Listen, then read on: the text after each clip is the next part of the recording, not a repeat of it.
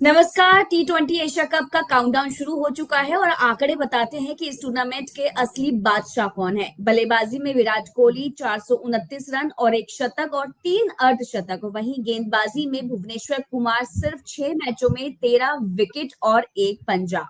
ऐसे में सबसे बड़ा सवाल यह है कि ये दोनों ही खिलाड़ी टीम इंडिया में शामिल नहीं है, तो क्या इन दोनों की गैर मौजूदगी में क्या टीम इंडिया एशिया कप जीत पाएगी या नहीं, या फिर पाकिस्तान, श्रीलंका और अफगानिस्तान के स्टार खिलाड़ी इस बार तस्वीर बदलते हुए नजर आएंगे। और इस चर्चा पे हमारे साथ हमारे सहयोगी शेखर वर्मा साथ हैं।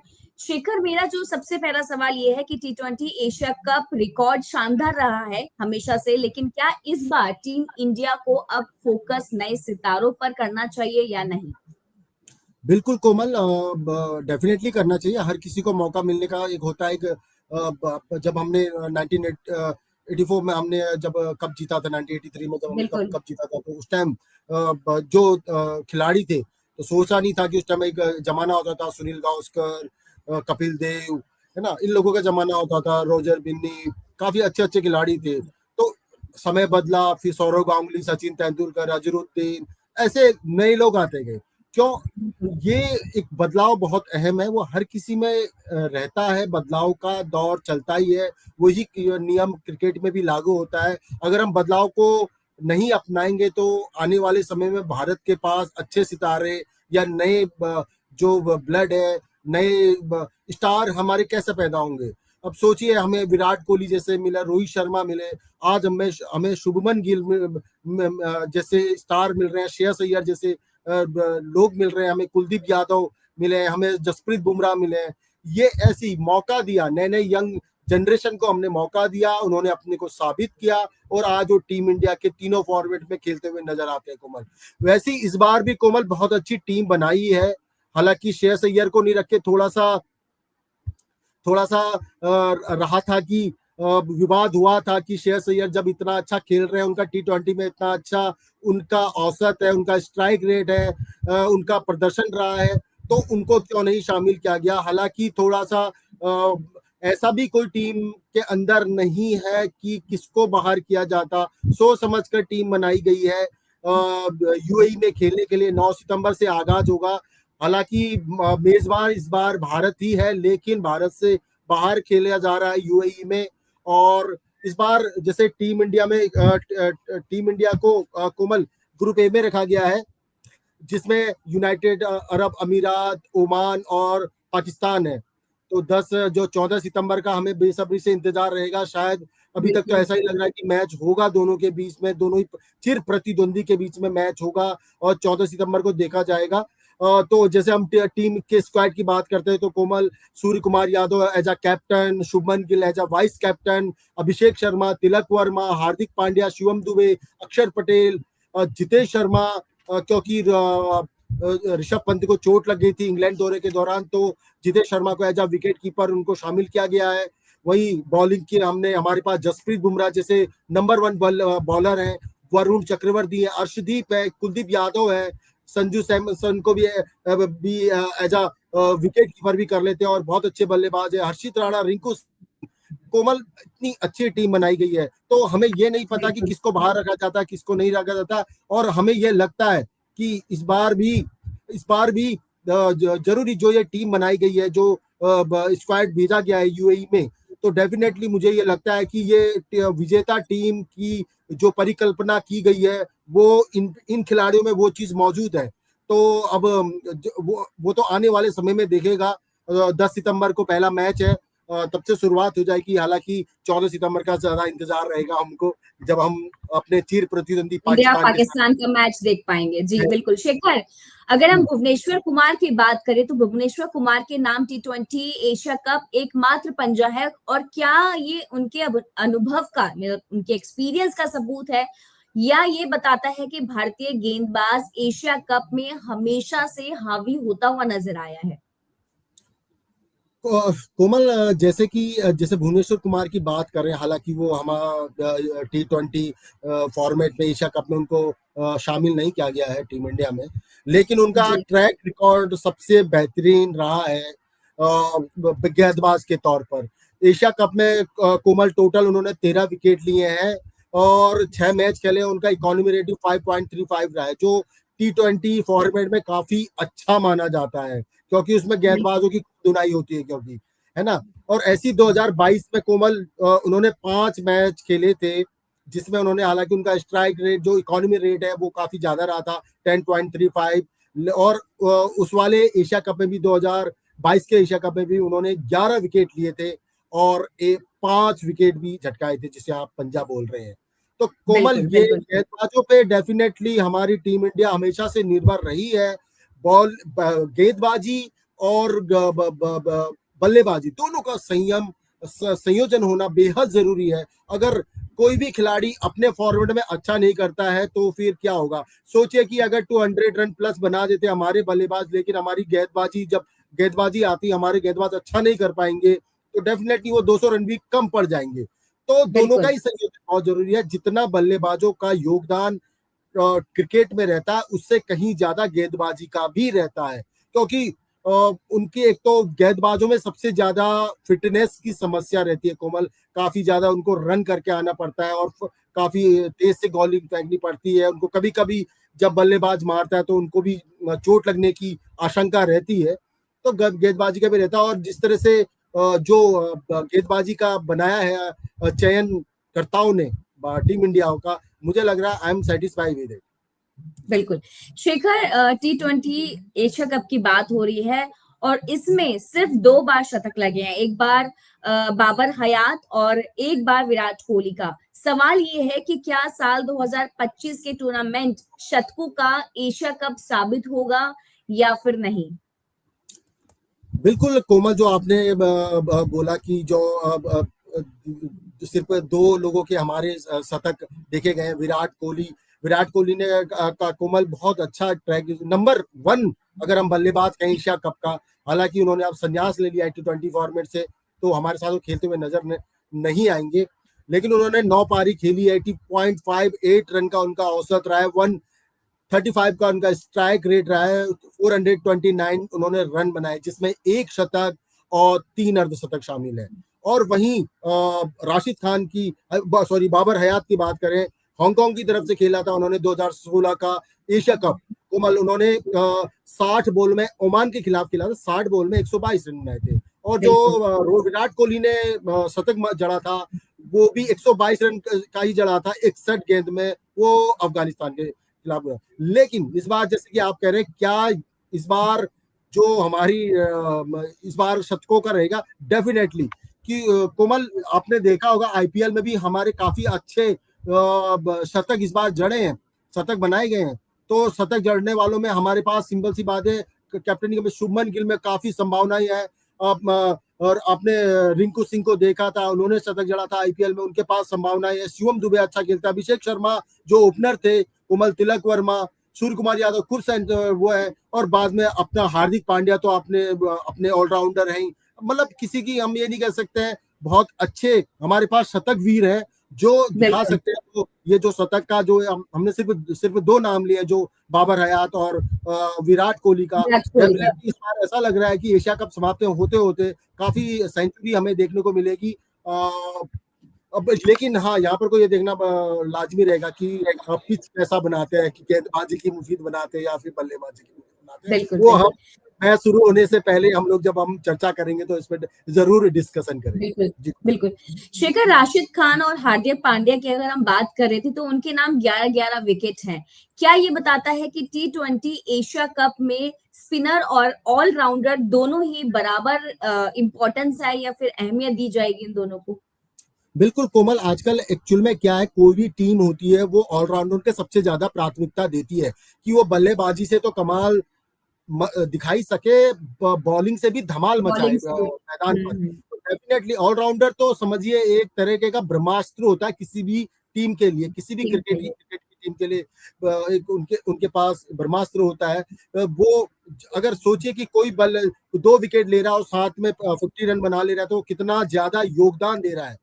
आपके पास संभावनाएं, फिर जो टीम इंडिया का, जब जो टीम इंडिया नहीं, हम किसी भी कोई भी टीम बनाती है, कोई भी देश की टीम बनती है, तो जो वो संयोजन होता है उसमें फिर ज्यादा चयनकर्ताओं को, सेलेक्टर्स को सोचने की जरूरत नहीं पड़ती है, क्योंकि एक समय होता था कि 5वें नंबर तक बल्लेबाज है, 6ठे नंबर तक बल्लेबाज है, फिर जैसे ही हम विकेट गिरते थे सब लोग हताश और निराश हो जाते थे। लेकिन अगर बिल्कुल। उसके बाद भी हमारे पास ऑलराउंडर हैं, 7वें नंबर पे आने और 8वें नंबर पे आने वाले हमारे पास हार्दिक पांड्या जैसे ऑलराउंडर रहेंगे, तो डेफिनेटली एक रहता कि हाँ अभी भी हम जीत सकते हैं।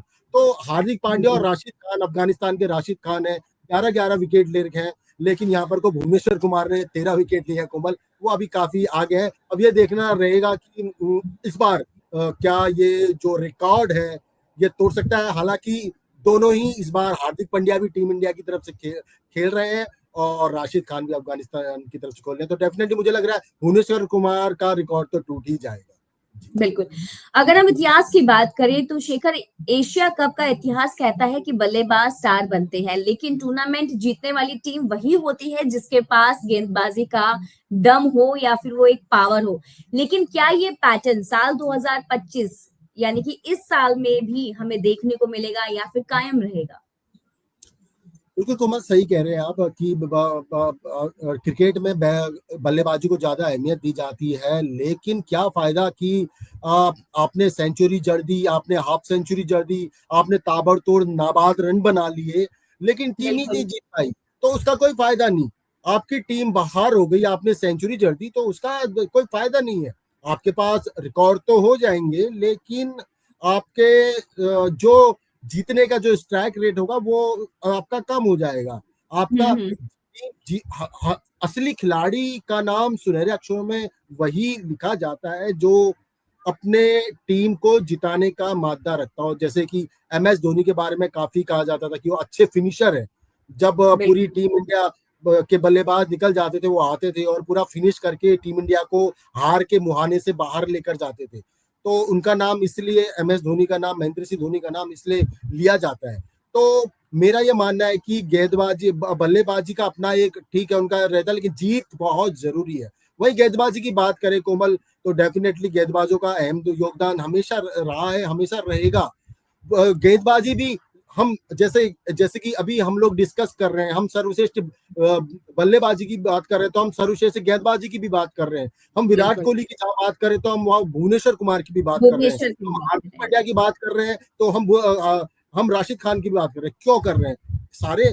अब इन चारों नामों से मोस्टली तो 3 तो हमारे गेंदबाजी है, तो हम तो बिल्कुल। गेंदबाजी में ज्यादा का नाम ले रहे हैं। तो डेफिनेटली गेंदबाजी आजकल बहुत बड़े पैमाने पे गेंदबाज उभर के आ रहे हैं, चाहे वो स्पिनर हो, चाहे वो पेसर हो, है ना। तो वो उभर के आ रहे हैं। एक जमाना था जब कि हर कोई कहता था कि कि मुझे बड़ा होके सचिन तेंदुलकर बनना नहीं, लेकिन आज जसप्रीत बुमराह भी हर कोई बनना चाहता है, हार्दिक बिल्कुल। पांड्या बनना चाहता है ना। आज अर्शदीप बनना चाहता है आज, क्योंकि उतना ही जितना बल्लेबाजी में जितना फेम और नेम है, उतना ही आज गेंदबाजी में भी है। जी कुमार। बिल्कुल शेखर।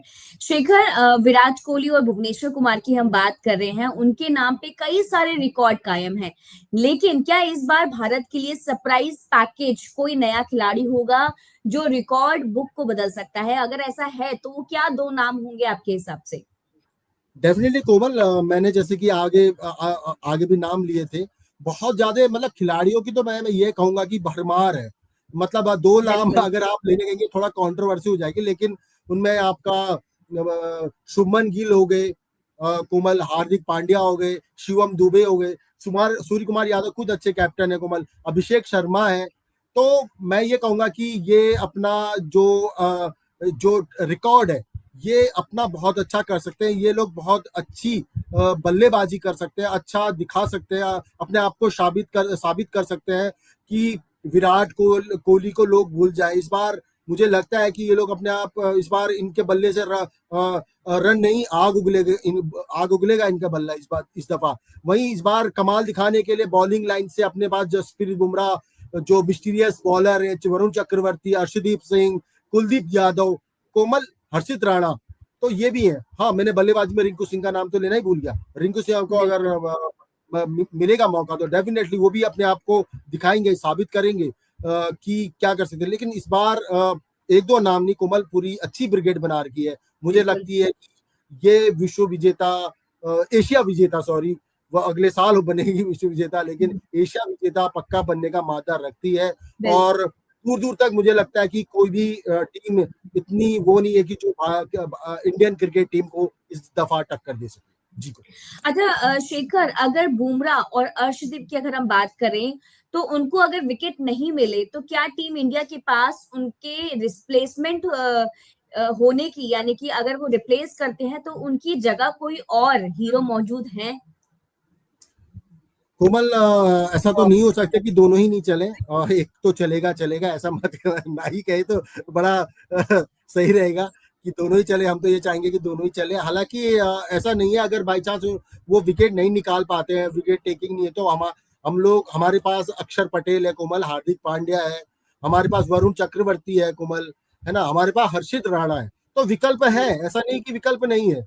ये जसप्रीत बुमराह और अर्शदीप जैसे नाम थोड़े से हम बड़े हो जाते हैं, लेकिन हमें ये नहीं भूलना चाहिए कि पीछे एक अच्छे ऑलराउंडर की लॉबी भी हमारे पास है, और हर्षित राणा और वरुण चक्रवर्ती जैसे बॉलर भी हमारे पास है। तो ऐसा नहीं लगता है कि हमें कमी खलेगी, लेकिन लगता नहीं है कि जसप्रीत बुमराह और अर्शदीप क्या कहते हैं बल्लेबाजों पर भारी ना पड़े। जी जी शेखर, क्या एशिया कप के आंकड़े खिलाड़ियों की लेगेसी बनाते हैं या फिर लोग सिर्फ वर्ल्ड कप की परफॉर्मेंस को ही याद रखते हैं? इस पर क्या कहना है आपका?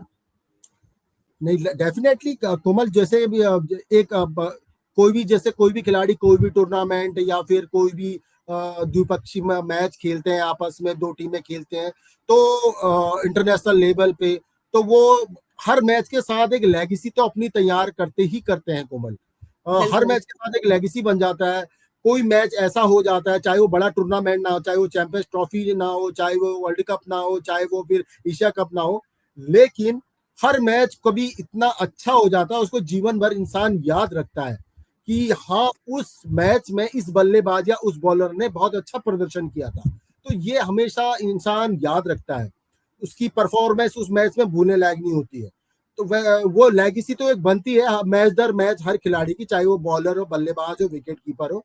लेकिन उसके साथ ही जैसे डेफिनेटली अगले साल वर्ल्ड कप होने वाला है, तो एशिया कप को एक तरह से वार्म अप मैच की यही तरह भी मेरा एक यही सवाल था शेखर, जो एक आखिरी सवाल यही था कि क्या T20 एशिया कप सिर्फ वर्ल्ड कप की प्रैक्टिस है या फिर अपने आप में इतना बड़ा एक टूर्नामेंट है कि खिलाड़ी यहाँ भी विरासत छोड़ना चाहते हैं या वो एक छाप छोड़ना चाहते हैं? नहीं हो सकता है। अभी तो पूरा आधा साल बाकी है, काफी काफी समय है हमारे पास दिसंबर होने तक। फिर उसके बाद भी जनवरी फरवरी बचता है, उसके बाद देखते हैं T20 वर्ल्ड कप कब खेला जाता है। अभी तो उसकी शेड्यूल भी नहीं जारी हुआ है, हमारे पास समय है। हालांकि उससे पहले कई मैच और शायद हो सकता है कि T20 फॉर्मेट खेलने को मिले भारतीय क्रिकेट टीम को। लेकिन एशिया कह सकते हैं वार्म अप मैच की तरह, लेकिन एशिया कप एक अपने आप में बहुत बड़ा टूर्नामेंट है, बड़ा टूर्नामेंट है। बड़ा टूर्नामेंट है। आप इसको एक मिनी वर्ल्ड कप कह सकते हैं, क्योंकि पूरा एशिया इसमें, ऑस्ट्रेलिया और कैरेबियाई देशों को अगर हम छोड़ दें, तो फिर पूरा इस पे पूरी मोस्टली सारी टीमें, है ना, एशिया कप में सारी टीमें ही है मोस्टली। आप देखा जाए तो क्रिकेट में मोस्टली टॉप 10 की अगर टीमें देखे जाए तो आपको सारी टीमें यही की मिलेंगी, चाहे वो भारत हो, पाकिस्तान हो, चाहे वो बांग्लादेश हो, श्रीलंका हो, है ना। तो सारी, अफगानिस्तान कितना बेहतरीन प्रदर्शन कर रहा है, दिन ब दिन उनका खेल निखरते हुए नजर आ रहा है कोमल। तो हाँ, तो यहाँ तो इसको छोटा टूर्नामेंट करके सिर्फ एक वार्म अप मैच की तरह देखना भी नाकामी को। हाँ, लेकिन एक अच्छी खासी प्रैक्टिस भारतीय क्रिकेट खिलाड़ी की हो जाएगी। जी, ये एक अच्छा टर्निंग पॉइंट साबित हो सकता है भारतीय टीम के लिए अगले साल की तैयारी के लिए। जी बिल्कुल। लेकिन शेखर, इन सभी सवालों का जवाब हमें तभी मिल पाएगा जब ये टूर्नामेंट शुरू होगा और जब टीम इंडिया इस एशिया कप में, यानी कि इस साल जब खेलना शुरू करेंगी, देखना ये होगा कि कौन सा खिलाड़ी क्या अर्धशतक जब बना पाता है, या फिर कौन सा खिलाड़ी चमकता हुआ नजर आएगा, या कौन सा खिलाड़ी नहीं चमकता नजर आएगा, या फिर किस खिलाड़ी के पास कितने विकेट आते हैं। इसके लिए थोड़ा सा और हमें वेट करना पड़ेगा, लेकिन ऐसी और अपडेट्स के लिए, स्पोर्ट्स की हर एक छोटी सी छोटी, बड़ी सी बड़ी अपडेट्स के लिए आप हमारे चैनल द फेडरल देश के साथ बने रहिए। और शेखर, इस शो में आने के लिए धन्यवाद। धन्यवाद कोमल, थैंक यू सो मच।